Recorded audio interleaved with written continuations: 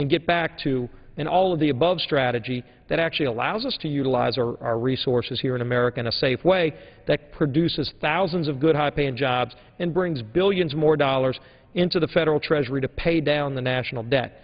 And with that, I yield back to my friend from Georgia.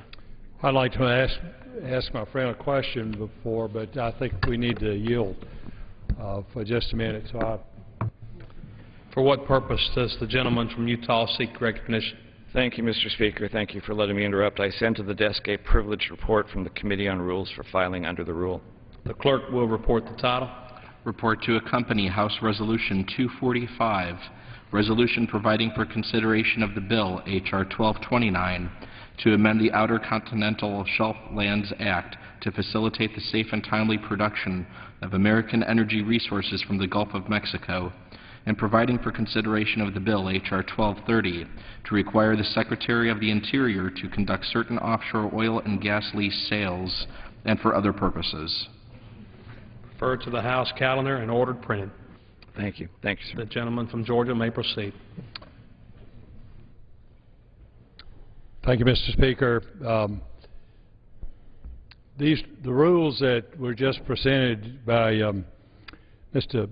Bishop from Utah from the Rules Committee are the two bills that Congressman Scalise was just talking about that will start America forcing actually this administration to start letting out leases and helping us to develop our own energy resources here in America. But I wanted to ask Mr. Scalise before he leaves, I'm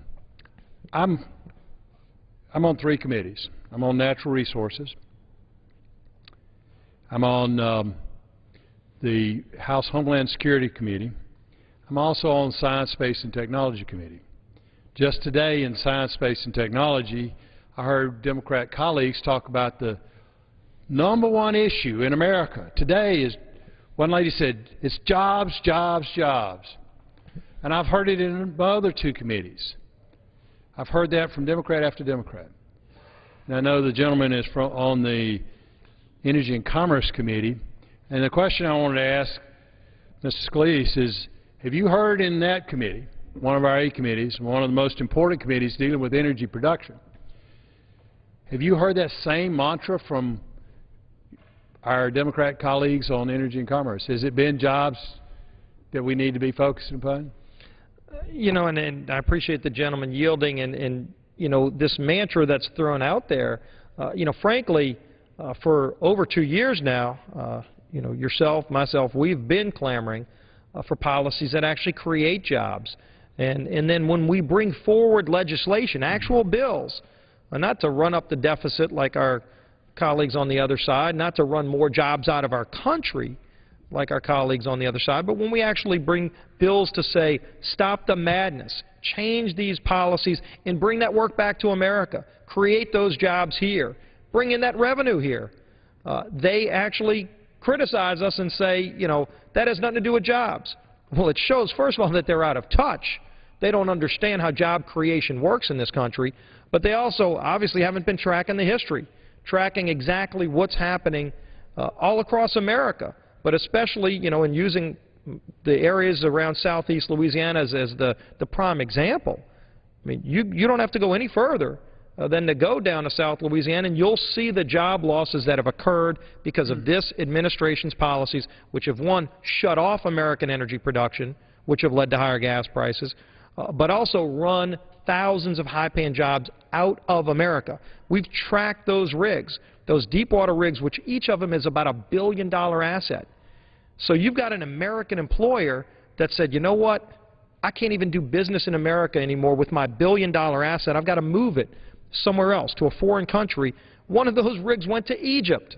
I think we all know what's going on in Egypt right now. Isn't it a sad indictment on this administration's failed energy policy that an American employer would say, I think it's better to do business with my $1 billion asset, to bring that asset over to Egypt and take the chances over there because of how bad the environment is business-wise in America. And by the way, that one rig, and there are multiple rigs that have left our country, that one rig that went to Egypt is representing about 1,000 high-paying jobs that are no longer here in America, that are now in Egypt. I think that's a shame. It shows the failure of this administration's policies, and it's the reason why, one of a few, but an absolute reason why, American families all across this country are paying higher gas prices at the pump, and there's no reason for it. We can reverse it. We need to reverse it. I'm glad your committee passed legislation that we'll be voting on tomorrow. I know in our committee on Energy and Commerce, we're working on similar solutions, and I think American people want as many solutions as possible, but at least we're finally putting solutions on the table to say, Mr. President, your plan might be to raise taxes on American energy and raise the price of gas at the pump. We've got a different approach. The House Republicans here, and hopefully senators will understand and push this issue. But our approach is to lower gas prices by increasing the supply here in America so that we're energy secure, we don't have to rely on these Middle Eastern countries, and we don't have to send our jobs and our billions of dollars to those Middle Eastern countries, which jeopardize our security here at home, which as a member of the Homeland Security I know you know about very well too. So I yield back. Absolutely. In fact, I'm not a good lawyer, but I'm not even a lawyer. I'm a medical doctor, as the gentleman knows. In law school, they teach you not to ask a question if you don't know what the answer. And I didn't know what your answer was going to be, but I felt sure that you were going to answer the way you did, for the simple reason that we hear our colleagues on the other side, the Democrats, keep talking about wanting to create jobs, but their policies are destroying jobs, American jobs, private paid jobs. Their policies are developing bigger jobs, bigger government here in Washington, D.C., so much so that the only city in this country that real estate prices have not gone down is Washington, D.C. They've gone up. Why? Because this administration, Nancy Pelosi, Harry Reid, and their colleagues in the House and the Senate in the 111th Congress are creating bigger government, more regulations, more taxes, more attacks on jobs in the private sector, more attacks on small businesses, and it's creating a bigger government, thus higher real estate prices here in Washington because we've created government jobs. And they claim about all the jobs created with the stimulus bill, et cetera, but it's government jobs pretty much what we're creating. We've got another problem. In fact, I introduced H.R. 1032, the Relief Act, because we have excessive and frivolous lawsuits against our own energy production, and it has significantly delayed, in many cases prevented, our energy resources from reaching the American marketplace. H.R. 32 Relief Act doesn't stop people from having their day in court. But what it would do is it would allow the environmental wackos that are trying to stop energy production here in this country from having this endless plethora of lawsuits that stop the permitting and stop the production. What it would do is it would require that all lawsuits be filed within 60 days, and that the courts would have to have a determination on that solution to that case within 180 days, and that if the district court ruling was appealed, that it would go to the Supreme Court, and the Supreme Court would have a ruling within another 180 days. It would also allow some relief from the frivolous lawsuits by allowing those who prevailed to get, the prevailing party would be able to seek legal fees and other expenses under the Act.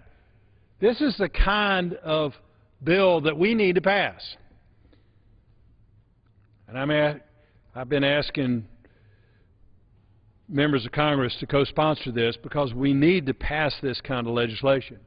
We hear from our colleagues, well, let's stop the subsidies to the big oil companies with all their billions of dollars of profits.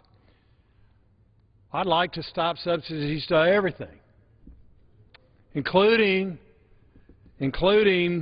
ethanol, which has not made sense. I'm a good Southern boy. I love my grits and cornbread, and it makes no sense to me to drive down the road burning up my grits and cornbread in my Yukon. It's destroying engines. It's destroying food prices. It's destroying jobs here in this country. We need to stop all of this. We need to start developing our own energy resources. Mr. Speaker, what can the American people do? What the American people can do is contact their members of the Senate and the House and demand that we start producing American energy. America is not secure as a nation because we're not energy secure. We've got to start developing our own energy resources here in America, all of them. We need to have an all-of-the-above energy policy, and it's up to the American people to demand that from their members of the House as well as the Senate. Former U.S. Senator Eric Dirksen one time said, when he feels the heat, he sees the light. The American people absolutely must contact their senators and congressmen to say, we need American energy. We've got to start developing our own energy resources, all of the American energy resources. Coal, oil, natural gas, wind, solar, nuclear energy, every single energy resource. It's absolutely critical. It's critical for us to lower the cost of American energy, lower the cost of groceries in the grocery store and in restaurants, lower the cost of all goods and services by lowering the cost of energy production, make us secure as a nation. It's up to the American people to demand it from your member of Congress, from both your U.S. senators as well as your U.S. House member. And if we get enough heat upon members of Congress, particularly heat upon our Democratic colleagues in the House as well as our Democrat colleagues in the Senate, as well as on the Obama administration, The gentleman's we time is can be a secure nation. We can be energy independent. We must, and it's up to the American people to demand it. I yield back. The gentleman yields back. Under the Speaker's announced policy of January 5, 2011, the gentleman from California, Mr. Garamendi, is recognized for 60 minutes as a designee of the Minority Leader. Thank you very much, Mr. Speaker. I want to really focus today on an extraordinary event that took place on Sunday, that is American time. But before I do that, I just want to take a couple of minutes, having sat here and listening to the last 45 minutes of discussion on energy policy, just a couple of things. The President is not suggesting that we raise taxes on fuel, but that we eliminate subsidies to the oil industry that has received for a century American taxpayers' support, and those subsidies are no longer needed given the extraordinary profits that they are making. And we ought to also consider that last year ExxonMobil paid zero federal income tax, yet they had billions and about $11 billion of profit. Second point, the oil production in the Gulf of Mexico is up this year compared to the previous year, and even though there is more production of oil out of the Gulf of Mexico, we've still seen this spike in gasoline prices. So the notion that somehow more drilling in the Gulf of Mexico will drive prices down is just not the case, because we've seen more production and yet a spike in prices. Finally, with regard to the bills that were just announced during the middle of this discussion about drilling in the Gulf of Mexico, the Democratic Party wants to make sure that that drilling is done safely. The President wants to make sure that drilling is done safely. And what we have suggested, that when these bills come to the floor, they be amended so that the recommendations made by the commission that studied the blowout on the BP platform, that those safety recommendations be put into the law. I guess that's not such a bad idea. But I want to just get that out of here just so we have some understanding about what was discussed over this last hour. But what I really want to do, and I've seen my colleague, Mr. Clyburn from South Carolina here, what I want to do is to focus on an extraordinary and extremely important event that took place on Sunday, American time, and Monday, Pakistani time. The United States persevered for a decade to get Osama bin Laden.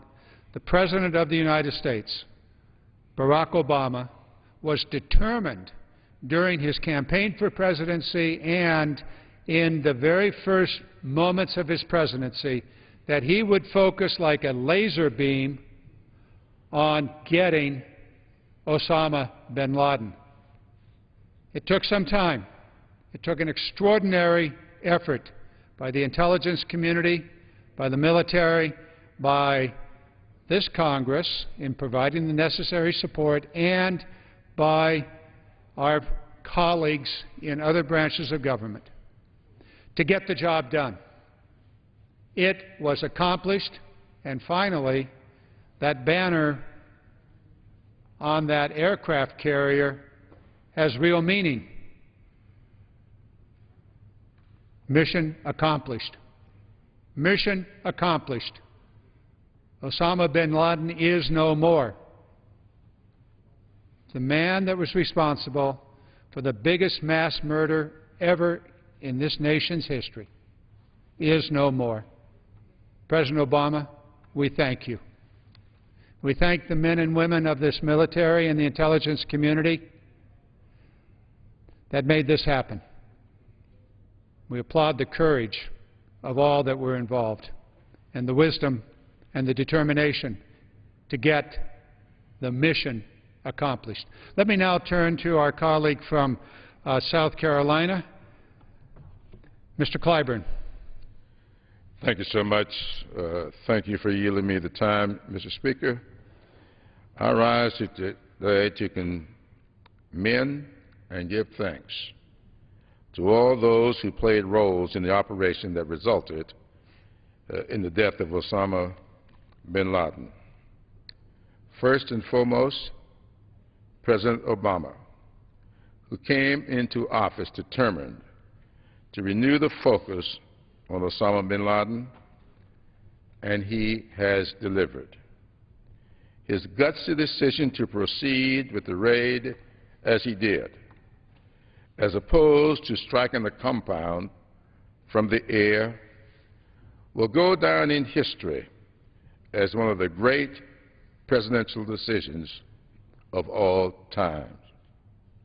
Next, the Navy SEALs, who carried out the mission, their unparalleled courage, dedication, and physical and mental strength are truly awe-inspiring and were crucial for the success of the operation. We have been trying to eliminate the threat to our homeland since 1993, and the effort has continued unabated as the White House and the Congress have switched hands several times. While nothing can bring back the lives lost in the World Trade Center back in 1993, our embassies in Nairobi, Kenya, and Dar es Salaam, Tanzania, the USS Cole, and the Twin Towers on September 11th, last Sunday's events serve as a modicum of closure for many Americans and should be a reminder to those who wish to do us harm that America does not waver in the pursuit of justice.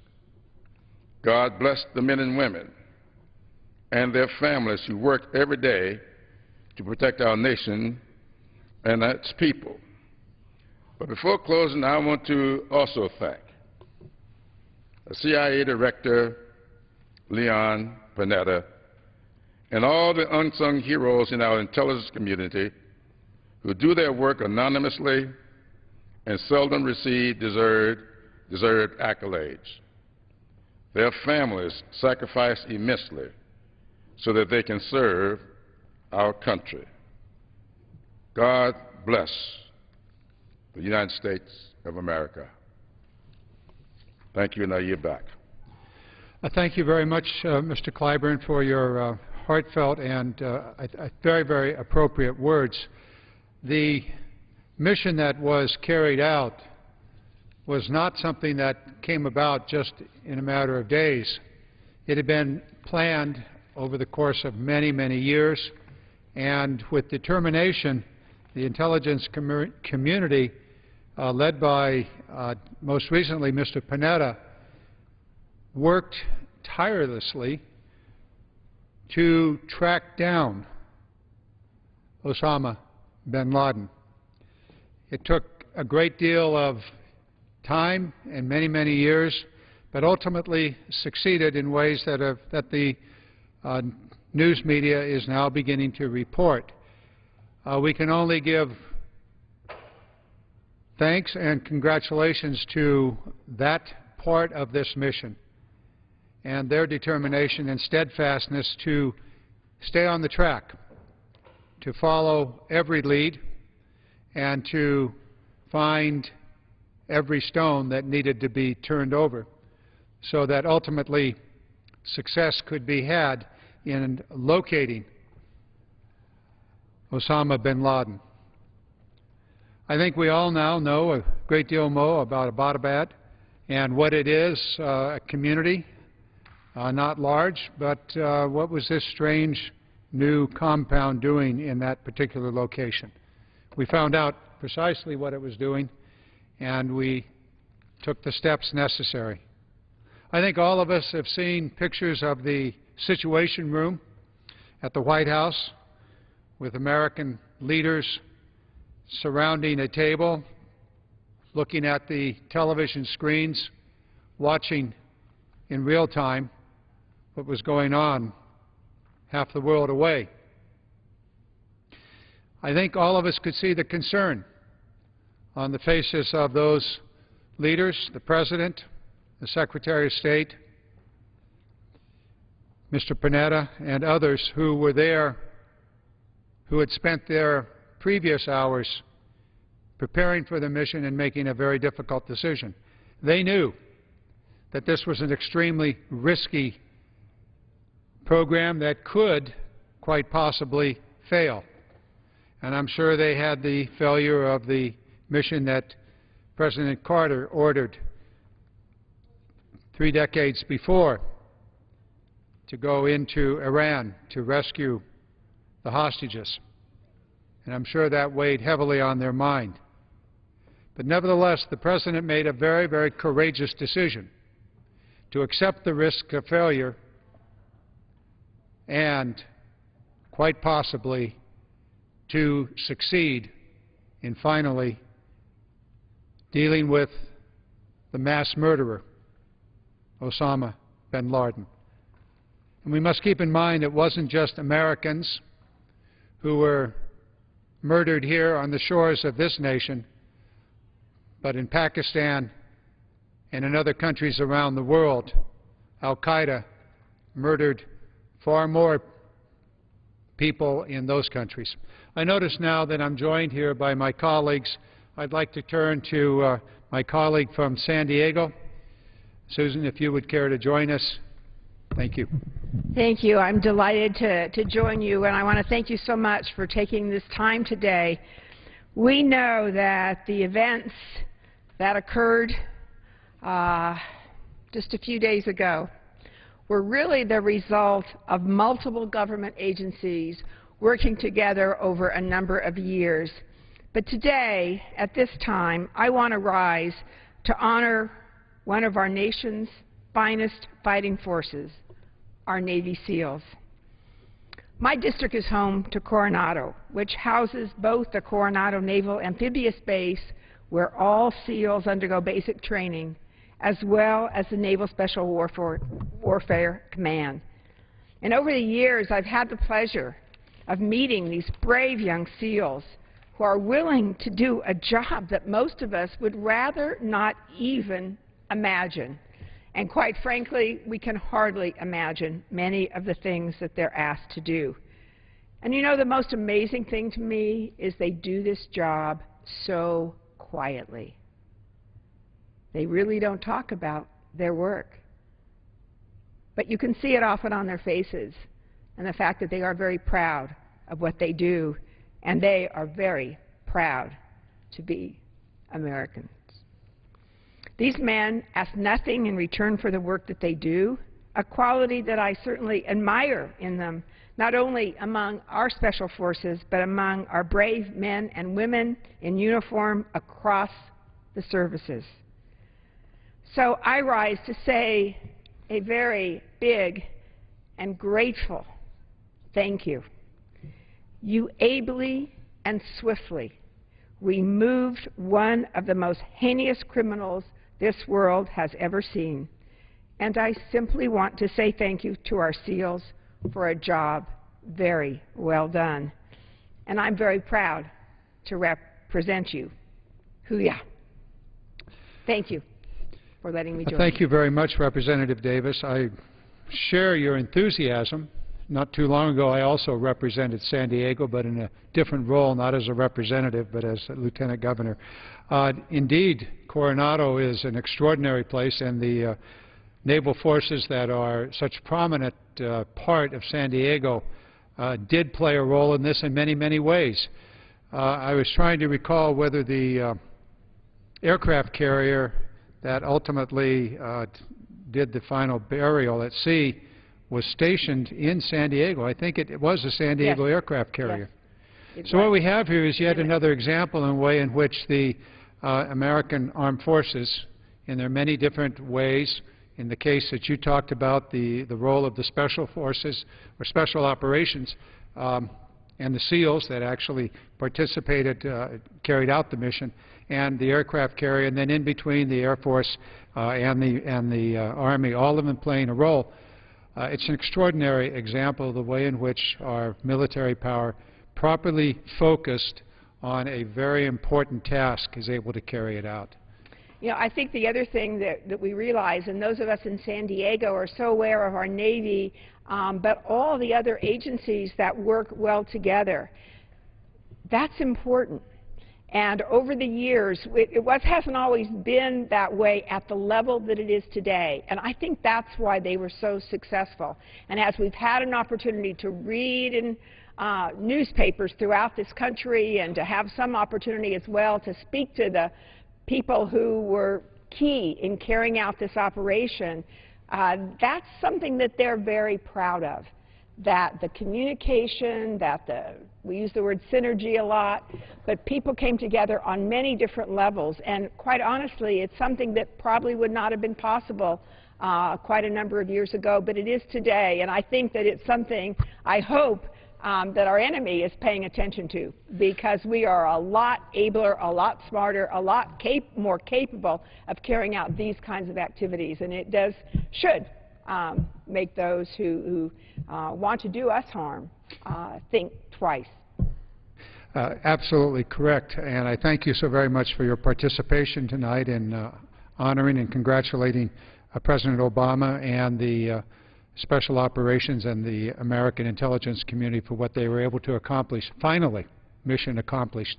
I'd like now to turn to our new colleague, just a little less experienced than myself, Mr. Hansen from the state of Michigan and the city of Detroit. Thank you, Representative Garamendi. And I, too, want to commend the Obama administration, our military forces, the national security and intelligence team for a mission accomplished by taking out America's public enemy #1, Osama bin Laden. And while I believe it's important that we continue to work to eliminate terrorist breeding grounds and safe havens for terrorism that exist in foreign countries, because bin Laden is now gone, this is the time to reassess our mission in Afghanistan. For example, we've been spending in recent years in total military and civilian aid to Afghanistan approximately $100 billion. That's billion with a B. We could take a share of that money, a share of those billions, redirect it to the United States to better protect Americans right here at home. Invest that money in Homeland Security for sound intelligence, to better protect our borders, and also to support our first responders. And what I'm talking about is our local police officers, our local firefighters, our emergency medical providers. They need resources now because state and local governments really don't have the money to properly fund those operations. But they need money, they need our support because our local police and fire, that's our first line of defense against terrorism here in the United States. Let's return some of that money here to protect Americans on the homeland because it's Americans' tax dollars in the first place that we're spending in Afghanistan.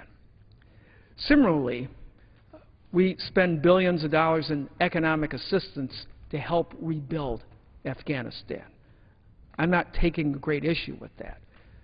But we could take a portion of that money to help rebuild our cities, rebuild our manufacturing capacity, repair our roads and bridges, build industrial parks and new schools. We're doing all of this right now in Afghanistan. We can do more of that right here at home for Americans. So I want to thank again the Obama administration for a job well done, taking out our #1 public enemy. But this now provides us with an opportunity to reassess how we're spending our money overseas, especially in Afghanistan, to redirect more of those funds right here at home because Americans, we need it. It's our money in the first place. We can create jobs if we invest some of that in manufacturing, invest some of that in cities like the city of Detroit, which are the basis of our manufacturing capacity, those types of industrial cities all around the country. And we know we need the industrial parks and schools. Afghanistan, yes, we're building that infrastructure there. Let's do the same thing. Let's do more of that right here in the United States. That's how we can help all of us make it in America, and that makes the world a better place to live. And just finally, you know, the real Homeland Security comes from within.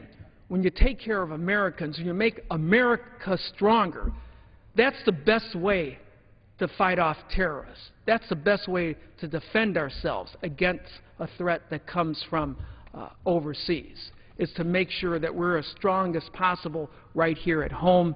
Let's return some of that money to help serve Americans because, again, it's American tax dollars in the first place. And I appreciate you giving me this opportunity to speak on these issues. Thank you very much, Mr. Hansen. And your concern about the economy of Detroit and, in a larger sense, the economy of the United States is very, very well founded. There is no doubt that the economic and social strength of America is the foundation upon which every other aspect of the war on terrorism must be fought. We have to deal with our economy, and you're quite correct about the allocation of resources. Thank you so very, very much. Very welcome. I noticed that New Jersey and Rush Holt, who has been a stalwart on dealing with the policies of protecting America in many ways, energy policy and the rest, has joined us. Mr. Holt, if you would care to join us and share your thoughts on this most important event, the elimination of the world's greatest mass murderer. Well, thank you, Representative Garamendi, and thanks for setting aside some time tonight to recognize this work by some great patriots. When I heard the news on Sunday, my thoughts turned immediately to those harmed by bin Laden's vicious attacks on our embassies, our ships, planes, the World Trade Center, the Pentagon, and the many thousands of deaths caused by the havoc he sowed. My heart, our hearts go out to those families. Certainly in central New Jersey, we lost hundreds and hundreds of people on September 11th. But we mustn't forget those who died in the embassies a couple of years before that, those who died in the wars that followed. Middletown, New Jersey, lost more people on September 11th than any other single town except New York City. They went off to work not understanding that this evil was at play, that Mr. bin Laden was plotting just the most dastardly thing you can imagine. You know, America's military and intelligence services demonstrated why they are known as the best in the world. Bin Laden's removal was, of course, not immediately the end of the threat of terrorism against the United States, but his death represents a crippling blow to the organization responsible for these many attacks over the last 13 years. It really is appropriate that we congratulate President Obama and the dedicated and brave members of our military and intelligence services for acting as they did. The President showed that he understands intelligence efforts and military operations. And the Special Forces showed that they have the skills and equipment like no others. The hunt for Zawahiri and other al-Qaeda leaders will continue. I suspect that the information gathered in the assault on bin Laden this week will speed that search. I spent a number of years on the Intelligence Committee here in the Congress and learned a great deal about the dedication and the skills of the people that work behind the scenes. You know, when the United States began its military campaign in Afghanistan nearly a decade ago, our goal was to bring to justice bin Laden and other al-Qaeda leaders that were responsible for the attacks. It's worth noting that the senior-most al-Qaeda leaders have been captured or killed not in Afghanistan, but in Pakistan. That fact only reinforces my conviction that the time has come for the United States to begin a swift and orderly withdrawal of our combat forces from Afghanistan. And I hope the President will heed the call of people all over the country, and I would say all over the world, to do precisely that. Now, as we celebrate the courage, the work of the Special Forces, we must also talk about the intelligence services, where they combine enormous skill and brain power and perseverance and, yes, courage. They are frequently only one intelligence leak away from losing all their work or sometimes their lives. Now, the fact that this has taken more than a dozen years since the bombing of the embassies to track down bin Laden and his evil operations emphasizes the need for full, reliable cooperation with other countries, not intermittent, sometime cooperation. It should have been, America would have wanted, the world would have wanted that this be completed sooner. So we need that international cooperation. This demonstrates it. As Mr. Hansen, our colleague, points out, though, the day-to-day protection of Americans won't be done by special forces. It will be done by courageous Americans who do the right thing day in and day out, our local first responders, the investigators. That's how most, in fact, nearly all of the potential terrorist attacks that have been undone, have been uncovered. So this is sobering to think about what we have in front of us yet, But we know we have good people working on it. We saw that this past week, and we celebrate them and congratulate them and our leaders for carrying it out. I thank you for taking this time.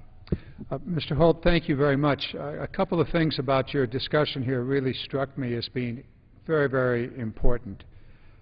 You reminded us of the men and women that died not only on September 11th, the impact on the community that you represent there in New Jersey and other communities, but also the fact that men and women died in the previous attacks that were sponsored and planned by al-Qaeda. You also reminded us that there were men and women not of this country but of other countries, Kenya, Tanzania, Iraq, Pakistan, and other countries, that were also the victims of the vicious, evil attacks that were planned and carried out by al-Qaeda. It's not just Americans that were the targets of this organization. And you also reminded us of the importance of our own first responders and police and others here in the United States. We know that the reach of al-Qaeda is not just Afghanistan, Iraq, Pakistan. It includes Yemen and Somalia and other countries, and America. That there are Americans that have been radicalized by the message. We need to deal with that and address those individuals and organizations that may exist within our own country. Thank you for bringing that to our attention. And if the gentleman would yield, I Certainly. would add one more comment, which is I hope that this will bring the world closer together. The recognition that the killings, the evil worked by this man, affected many thousands, really hundreds of thousands around the world. I'm sure many of these people are grateful, the families of those who have been killed in other countries and so forth, are grateful for the actions of these brave Americans. But I hope that what this does is bring the countries of the world more, and the peoples of the world more closely together in fighting such evil. If I might take it from there, you reminded me that in the newspapers here in Washington and I think across this nation, there was what we call an op-ed by the President of Pakistan, who congratulated President Obama and the United States for ridding Pakistan of a terrible problem. I thought that that was a remarkable article that he wrote.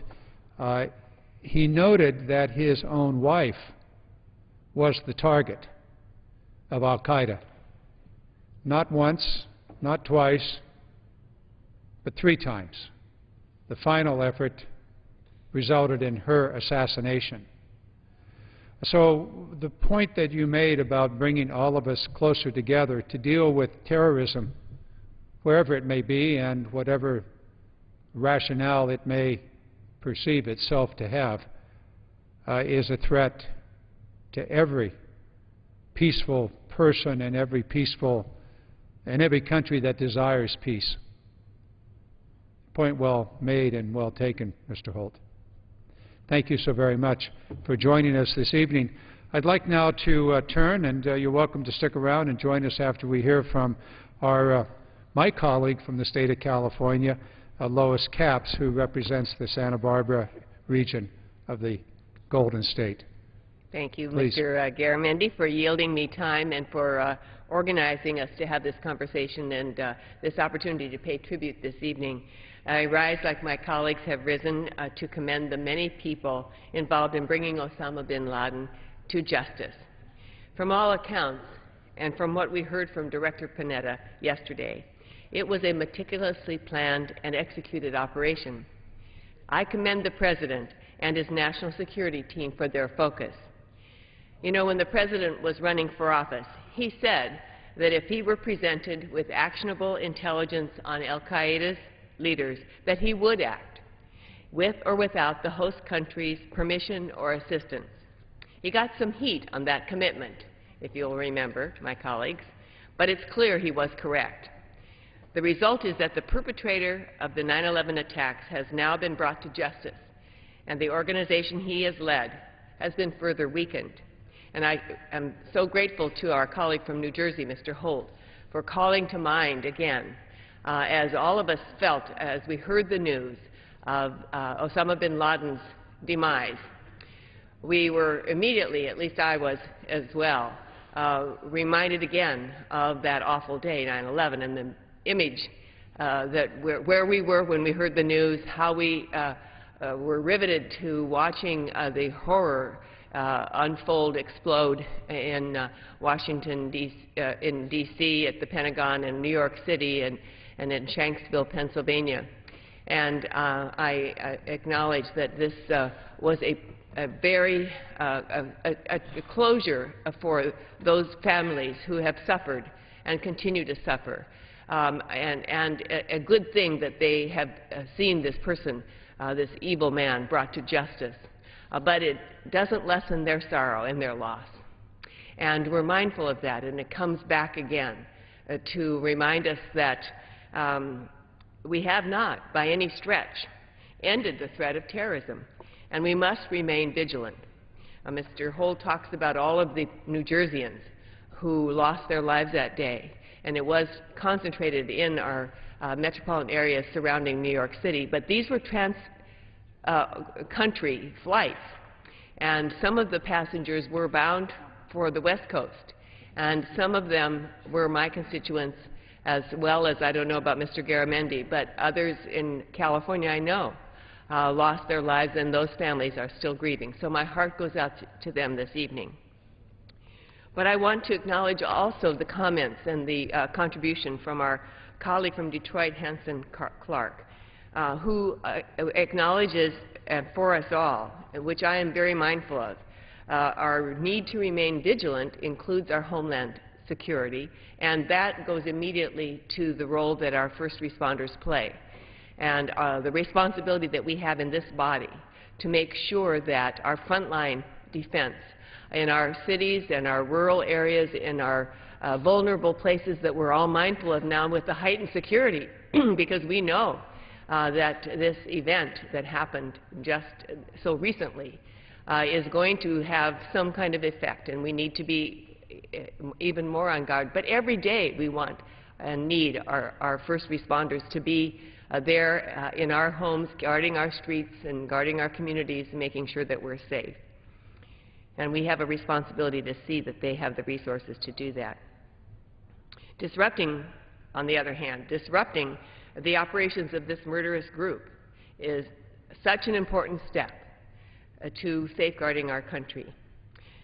But you know, Mr. Speaker, my main reason for wanting to contribute and add to this discussion this evening is what I feel is our important duty to pay tribute to these Navy SEALs who pulled off this operation, and to thank them. We don't know their names. We don't want to reveal their identities for the safety of their families. But these brave individuals serve not for fame, not for fortune. They do it in some of the most dangerous situations imaginable. They do this service for us, to protect our freedoms. They do it as they did this past weekend, and on so many countless other occasions, to keep our country safe. While we sleep, they are on watch. And for that, we owe them such a huge debt of gratitude. And finally, I believe that all Americans are rightly impressed and grateful by the tireless work done every day by members of our intelligence and our military communities. Indeed, it was that relentless hard work that tracked down bin Laden and countless others of his ilk. The dedication, the sacrifice of these men and women, and that of their families, has been so critical to keeping our country safe. And it's a duty that's been particularly heavy in the days since 9/11. And you know, it's easy for us to go about our life and to resume our normal ways of living, but not for them and not for their families. And now, as this has occurred, we really want to call to mind all those who serve our country at home and abroad, in the military, wearing the uniform, for love of country, for their patriotism, and we owe them so much. Their service in Iraq and in Afghanistan, whether we agree with the engagement or not, they are serving their country. And this has been nothing short of amazing. I think of my own naval base, Ventura County, where the Seabees ship from, and the work that they have done and continue to do reconstructing the war-torn areas and assisting in the folks in Iraq and Afghanistan in rebuilding their lives. I think of the Air Force Base at Vandenberg, which I am also privileged to represent, where so much of this intelligence comes from as our operations are carried out with such precision and such skill. The multiple tours of duties, the extended tours, the time away from family and friends, the danger that goes along with every deployment. These burdens are, quite frankly, something that most of us don't think about enough. So much of what these brave men and women do goes unnoticed and uncommented upon. So tonight, as we pay tribute to the courageous Navy SEALs who stormed that compound in Pakistan, I want us all to recognize the daily sacrifices of all of their brothers and sisters in arms, in the intelligence communities and serving in uniform. Let us thank them for the service that they have given and do give to us. Thank them for carrying out their duty to serve their fellow citizens every single day. And thank them also for calling to mind for us that they do this not as Democrats or Republicans. They do this in service to their country. And I believe that this action, such as we came together in 9/11, calls for us to join together in this Congress and in this country in a call to unity, to rededicate ourselves to serving our country. We have many pressing challenges today. Our involvement in Afghanistan is one of them, and it's a major one, and in Iraq as well. But we have our own homeland with our economic struggles that calls for us to work together as well. So your desire to bring us together, Mr. Garamendi, makes me think about a great many things, and again, to say how grateful I am that we have taken this important step in our war for freedom, against al-Qaeda, but for freedom and for this life that we can enjoy in this country. Representative Capps, thank you for your words. As you were talking about families. And I remember a discussion you and I had just a couple of hours ago as we were sitting here in the chamber, and you told me about the birth of your granddaughter. It's a grandson, little Oscar Walter, but you are absolutely right. Well, congratulations on that. Our own 10th grandchild was born just 8 months ago. And I was thinking about them in the context of what's happened this last week and about what we here in Congress, the People's House, representing 350, 60 million Americans, about the task that we have to assure that those children of the next generation, that's right, that they will have a world that is peaceful, safe, in which they can live out their dreams as we have been fortunate enough to do ourselves. I noticed that an extraordinary woman like yourself, Ms. Capps, has joined us, representing the great state of Texas. Sheila Jackson Lee, I think you would like to make some comments on the subject of the extraordinary courage that our President and our intelligence and our military have displayed this last few days. Ms. Lee. I thank the distinguished gentleman from California and would say to him what a contributor he has been to really improving the lives of all Americans. I have enjoyed coming to the floor and engaging in important discussions on behalf of our colleagues. Really, we are speaking to our colleagues, and we hope that all of those that are represented by the many colleagues here would realize when we are on the floor we're trying to help set policy to improve the lives of Americans. We traveled just 2 or 3 days ago to another exciting venture, and that was, of course, the set time for Endeavor to launch into space.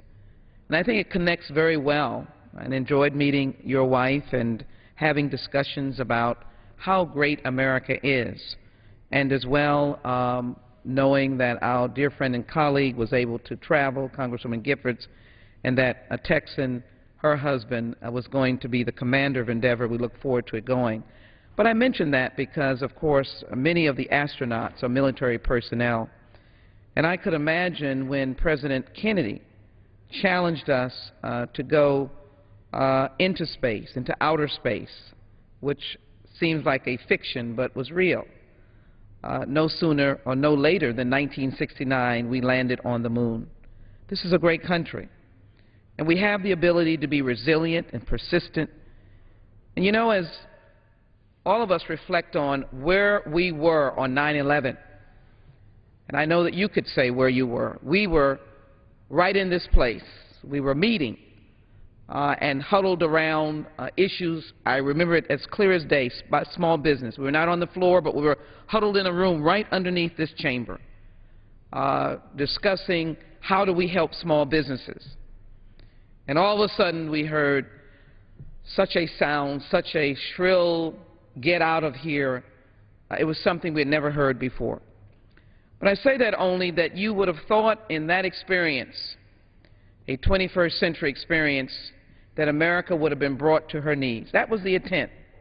It was to put us in such panic and such intense depression that we could never rise again. And many of us who have flown into New York over the years always remember the very special effort, if you will, or the special view of the two towers.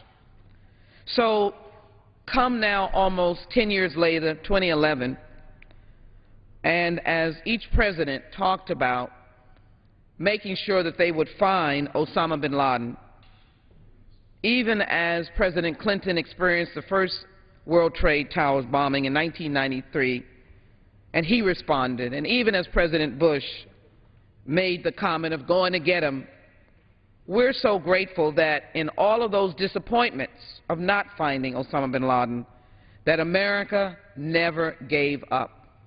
So today I am delighted to join you to salute and honor all of the principals that were involved.